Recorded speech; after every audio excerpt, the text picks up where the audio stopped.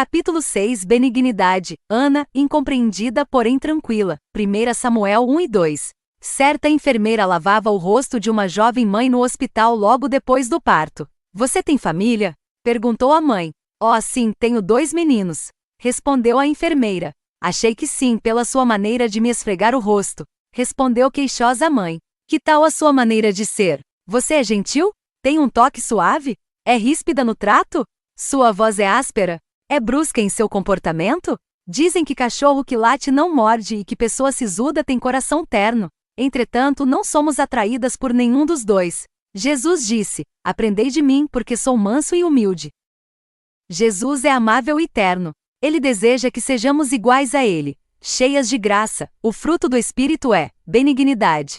Benignidade é amor refinado. Na realidade, ele se revela em nossa maneira de tratar os filhos, as pessoas mais velhas, aquelas menos afortunadas e até os animais. Ser bondosa nas pequenas coisas tem sido uma forma de comportamento quase esquecida. É dizer muito obrigada pela boa ceia e com licença por favor quando deixamos a mesa. É agir com respeito, ser ponderada, graciosa e atenciosa. A mulher amável é cheia de graça e cortesia. Efésios 4:32 nos ensina como ser amáveis, antes sede uns para com os outros benignos, compassivos, perdoando-vos uns aos outros. Como também Deus vos perdoou em Cristo. Bom seria que aprendêssemos a citar este versículo em nossa família desde a infância. Na realidade, a vida agitada de hoje tende a tornar até mesmo alguns cristãos irritados. Vivemos sempre com pressa. Somos impacientes com as pessoas, descorteses e ríspidas. Não é fácil, nos dias de hoje, conservar-nos amáveis. Porém, devemos aprender a ser benignas pela graça de Deus. Estamos estudando o fruto do Espírito. E Ele deseja que cultivemos a benignidade no jardim de nossa vida. Lembro-me das mãos de meu pai. Depois que sofreu um acidente, de sua mão esquerda só lhe restou a metade. Eram, porém, mãos ternas.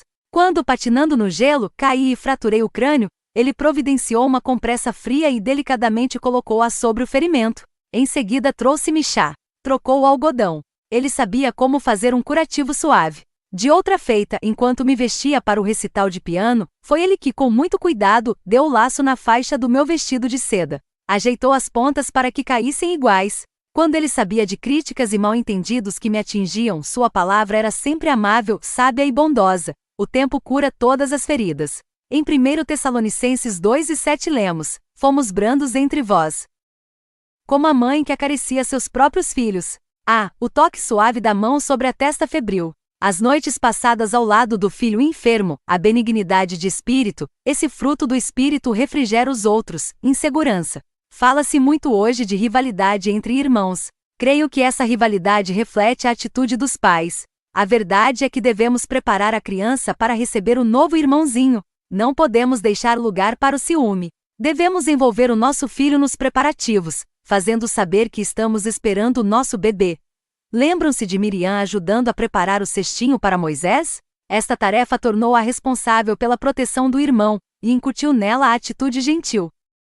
A criança que belisca ou morde o novo bebê revela insegurança, mas podemos ajudá-la com a nossa benignidade. No livro de Bill Sandes, My Shadow Ran Fast, Minha Sombra Corria Rápido, ele fala de como a mãe o espancava com uma vara cheia de espinhos. O sadismo da mãe criou tal rebelião no coração do filho, que ele resolveu tornar-se criminoso, embora seu pai fosse o respeitável juiz da cidade. Ele relata a longa estrada que percorreu até a delinquência, estrada que começou com a falta de benignidade no lar. Creio que num lar a afeição deve expressar-se abertamente. Este é o plano de Deus. Os filhos crescerão afetivos se houver atitude afetiva franca e salutar em casa. Às vezes a nossa própria natureza obstinada nos leva a ser amargas, rudes, ásperas e insensíveis, mas a semente da benignidade só pode germinar no solo fértil da bondade. A palavra nos ensina. A Davi, tinha natureza benigna. 2 Samuel 18:5. Tratai brandamente por amor de mim, ao jovem Absalá. 2 Samuel 22:36. A tua brandura me engrandece. Davi era homem segundo o próprio coração de Deus, conquanto fosse guerreiro. O servo do Senhor deve ser benigno. Isaías 40:10 e 11. O Senhor Deus virá com poder. Nos seus braços recolherá os cordeirinhos. Isaías 42:1 a 3. A cana ferida não quebrará. 3 Segundo Timóteo 2:24. E ao servo do Senhor não convém contender, mas sim ser brando para com todos, apto para ensinar, paciente. 4. Tito 3:2. Que a ninguém infamem, mostrando toda a mansidão para com todos os homens. C. Nosso adorno como mulher. 1 Pedro 13:4. Espírito manso e tranquilo, que é precioso diante de Deus. 2 Colossenses 3:12 e 13. Revesti-vos de benignidade, de mansidão, de benignidade é sabedoria. 1 Tiago 13:17. Mas a sabedoria que vem do alto é, primeiramente pura, depois pacífica, moderada, tratável, cheia de misericórdia e de bons frutos. 2 Colossenses 4:9. Andar em sabedoria, levar vida benigna. A seguir listamos as coisas que caracterizam a benignidade, e as que não a caracterizam. Não. Prefere.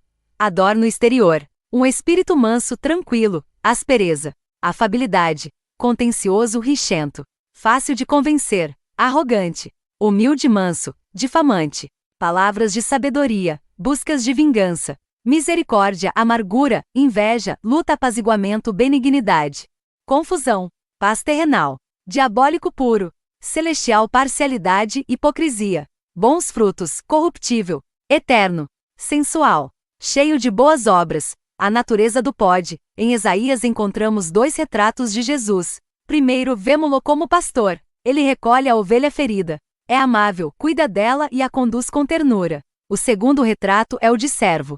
Ele não quebra a cana, nem apaga o pavio que fomega. Às vezes percebemos nossos jovens vacilando entre fazer a vontade de Deus e rebelar-se, desobedecer, fazer o que bem entendem, e seguir os passos da multidão. Mediante a nossa atitude podemos encaminhá-los a quaisquer dessas direções. Se formos rudes, amargas e criticarmos o povo de Deus, esses jovens certamente tomarão a direção do mundo. Quando a cana desses jovens estiver já esmagada, que haja dentro em nós sentimento amável e terno. Que possamos nos colocar ao lado deles, servindo-lhes de apoio, ajudando a consertar e fortalecer essas plantas novas. Em vez de esmagarmos a vida dos que já estão quebrados, encorajemo-los, levantemo-los e cuidemos para que sigam na direção de Deus. Use a tesoura de ouro para podar. Por toda a Bíblia, vemos que os instrumentos utilizados por Deus para moldar são sempre de ouro, como no tabernáculo. É como se o ouro representasse algo do caráter divino. Quando o pavio fomegava, o sacerdote apanhava a tesoura de ouro, levantava o pavio com pinças também de ouro e cuidadosamente cortava o carvão, dando-lhe forma perfeita, em vez de extinguir a chama bruxuleante, fumegante. Não é a intenção de Deus que percamos a nossa personalidade ou individualidade. Ele nos criou e deseja usar-nos, com todo cuidado, para as partes queimadas da nossa personalidade. Desse modo o Senhor nos ensina a sermos delicadas no trato com outras pessoas, a sermos mulheres cheias de graça. Sejamos cuidadosas quanto à maneira de corrigir os outros.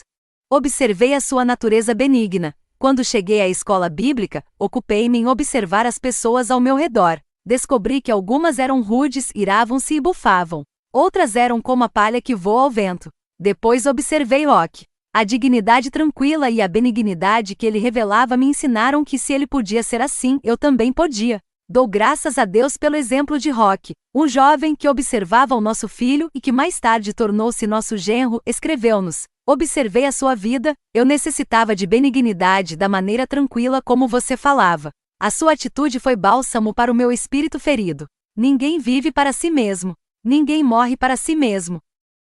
Temos grande esfera de influência. Quando recebemos cartas assim, somos estimuladas a continuar a ser amáveis. Benigno pastor, vem ajudar-nos, pois necessitamos de teu cuidado terno. Doçura em face da provação. Por que vem embriagada à igreja, Ana? Aprenda a controlar a bebida. Oh não, não estive bebendo. Minha alma está angustiada. Estive conversando com Deus acerca do meu problema. Eli, o sacerdote, havia sido cruel ao julgar Ana de maneira tão errada. Todavia, ela se acostumara a ser insultada, ridicularizada e incompreendida. O seu problema a acompanhava constantemente. Ela sabia que Eucana, seu marido, a amava, porém eles não tinham filhos. A sua esterilidade motivava o escárnio de Penina, a segunda mulher de Eucana. Penina tinha diversos filhos, ao passo que Ana era estéril. Na casa onde as duas viviam havia muita rivalidade e frequentes insultos. Humilhada e com o coração cheio de amargura, Ana foi ao templo pedir um filho a Deus. E agora era o sacerdote que fazia mau juízo dela. Ó Deus, por teu amor, dá-me um filho. Eu o darei de volta a ti. Eu o dedicarei a ti. Então Eli respondeu: aquilo que pediste te será dado. Vai-te em paz. A alegria começou a borbulhar no benigno coração de Ana. Ela lavou o rosto e comeu com grande apetite. Havia muito tempo não sentia a comida tão saborosa. O peso do coração foi removido. Retornou ao lar, e em seguida soube que Deus havia respondido à sua oração. Ela esperava unir filho. Conhecemos a história de Samuel, filho de Ana, e de como Deus o chamou durante a noite. Samuel foi o filho prometido e seu nome significa pedido a Deus. Ana o preparou em casa, aconselhando, instruindo e guiando-o até o dia em que foi desmamado. Ela não se esqueceu da promessa de devolvê-lo a Deus. Samuel era bem pequeno quando seus pais o deixaram no templo para servir a Eli e ao Senhor. Posso imaginar a situação de Ana ao voltar para casa, agora tão silenciosa. Já não se ouvia o ruído de pezinhos. Parecia tão vazia. Mas Ana cantou: meu coração se regozija no Senhor. Ela conservou a benignidade, sabendo que Deus a tudo controlava. Todos os anos Ana fazia uma nova túnica e a levava a Samuel. E Deus honrou a benignidade de Ana, dando-lhe mais 3 filhos e 2 filhas. A mãe de Samuel, reconhecendo a importância daqueles primeiros anos no preparo do filho, deve ter-lhe incutido a benignidade. Se lhe tivesse transmitido amargura contra Penina, Samuel poderia ter se transformado em um menino revoltado e imprestável para o serviço no templo do Senhor. Ana, porém, o ensinou corretamente. Tanta coisa para aprender. Os psicólogos dizem que até o 3º ano de vida, a criança aprende metade de tudo quanto deve aprender. Parece incrível, mas convém pensar um pouco a esse respeito. O que sabe o bebê quando nasce? Sabe chorar, mamar e segurar. O bebê aprende desde cedo a distinguir a aprovação da reprovação, conhece o calor, o amor e a alegria. Também aprende a sentir medo ou ódio. Graças a Deus pelos lares que não ensinam isso. O bebê pode distinguir medo na voz de uma pessoa. Podemos transmitir-lhe confiança pela maneira como lhe falamos. O bebê aprende a comer com a colher e a conhecer os sabores de diferentes alimentos. Ele cospe fora o que não gosta. Aprende a equilibrar-se, a ficar em pé, a andar, a cair, a levantar-se, a focalizar os objetos, a pronunciar sílabas e palavras, a cantar, a orar e a repetir. Foi muito divertido ter nossa netinha Cristi conosco durante alguns dias, quando ela ainda estava com 9 meses. Sempre que ela ficava cansada e amuada, eu dizia: vamos lá lá lá, Cristi. Ela ouvia, aquietava-se e então cantava, lá lá lá. Podemos ensinar os filhos a ter um coração alegre, a livrar-se dos seus cuidados cantando. Provérbios 22:6 diz-nos que devemos ensinar o menino no caminho em que ele deve andar. E quando for velho não se apartará dele. Ele continuará a andar no caminho certo se for treinado desde tenra idade. Ana observou esse fundamental preceito bíblico da educação de crianças durante todo o tempo em que Samuel esteve em sua companhia. Deuteronômio 6:5-9 diz-nos que devemos em primeiro lugar amar a Deus, de todo o nosso coração, alma e forças, depois, ensinar esses preceitos aos filhos. Diz mais esse texto bíblico que devemos conversar sobre a palavra de Deus no lar. Enquanto andamos, nos deitamos, de manhã e de noite. Esse ensino deve ser escrito nas paredes da casa a fim de gravar-se na memória dos filhos. É importante conversarmos com eles acerca do Senhor. Lermos juntos a palavra de Deus e entregarmos o dia nas poderosas mãos divinas. Devemos orar à hora das refeições e pedir sempre a proteção divina. Também devemos decorar juntos trechos da palavra de Deus. Um método muito eficaz é o uso de jogos bíblicos. Lembro-me de quando costumávamos viajar muitos quilômetros visitando 43 igrejas. Durante o trajeto, organizávamos brincadeiras com os nossos 3 filhos que viajavam no banco traseiro do carro. Dizíamos: estou pensando em... E eles tinham de descobrir o personagem bíblico baseados nas respostas que dávamos às perguntas que faziam.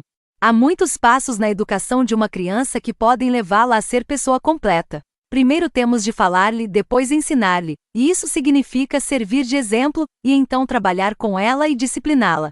Em nosso estudo sobre o fruto da alegria, mencionamos o giro da roleta da herança genética. Na fecundação, ocorre a fusão de 46 cromossomos, 23 de cada um dos pais. Desta nova célula que dá origem a uma pessoa, há 15 milhões de possíveis combinações de características. Herdamos o nosso temperamento, desenvolvemos o nosso caráter e refinamos a nossa personalidade, que é a parte de nós que os outros veem e conhecem. É importante lembrar que a graça de Deus pode mudar qualquer temperamento. E o andar no Espírito pode refinar qualquer caráter ou personalidade. Podemos cultivar em nós o fruto da benignidade à medida que andamos no Espírito. Jesus amava João, que embora fosse um dos filhos do trovão, tinha natureza afável. Enquanto Jesus pendia na cruz, lembrou-se de Maria, sua mãe, e pediu a João que a levasse e cuidasse dela como se fosse ela a própria mãe do discípulo. Amor solícito e terno. Deus se importa conosco. Mateus 6:25-34 diz-nos que Deus cuida dos pardais e sabe quando eles caem. Do mesmo modo cuida dos lírios e sabe quando eles florescem. Assim cuida também de nós. Com ternura. Ele nos ama, somos seus filhos. Porque Deus nos ama. Podemos manifestar amor solícito e terno aos outros. Benignidade no casamento. Você gosta de ver um casal já de idade avançada de mãos dadas? Nós também. Mas você também já viu alguma vez um casal à mesa num restaurante, completamente desinteressados um do outro? Talvez ela esteja olhando para fora através da janela, enquanto ele lê o jornal ou passeia os olhos vagamente ao seu redor. Parece até que se evitam mutuamente embora estejam juntos. Como pode a mulher criar e manter a benignidade viva em seu casamento? Acrescente suas próprias sugestões a esta lista parcial. Conservando uma linguagem amável. Adaptando a maneira de ser aos desejos dele. Preparando os alimentos de que ele gosta. Tendo a mesa posta e pronta quando ele chegar. Em honra, preferindo-se um ao outro, conservando seu corpo limpo e não apenas perfumado, interessando-se pelas coisas de que ele gosta. Benignidade para com os menos afortunados. O que você faz quando vê um cego com a sua bengala esperando a mudança do sinal? Passa de largo e às pressas? Ou toma um minuto para gentilmente oferecer-lhe assistência? Talvez ele não a deseje nem precise dela, mas sua amável atenção abrilhantará o dia dele. De que modo você reage quando uma pessoa mentalmente deficiente deseja conversar com você? Você lhe estende a mão com um cumprimento e a trata com dignidade? Qual a sua maneira de tratar os vizinhos menos afortunados do que você? Eles também têm alma. E podem ser levados a Cristo mediante a benignidade e a bondade. A todos os homens. Lembro-me de um amigo evangelista. Ele falava a multidões de 10.000 pessoas num estádio. Mas era atencioso tanto para com a pequena índia viúva quanto para com o presidente da República. Ele dispensava igual atenção a todos os que o procuravam. Minha oração a seu favor é para que você se aproprie da natureza benigna de Cristo à medida que vive no Espírito.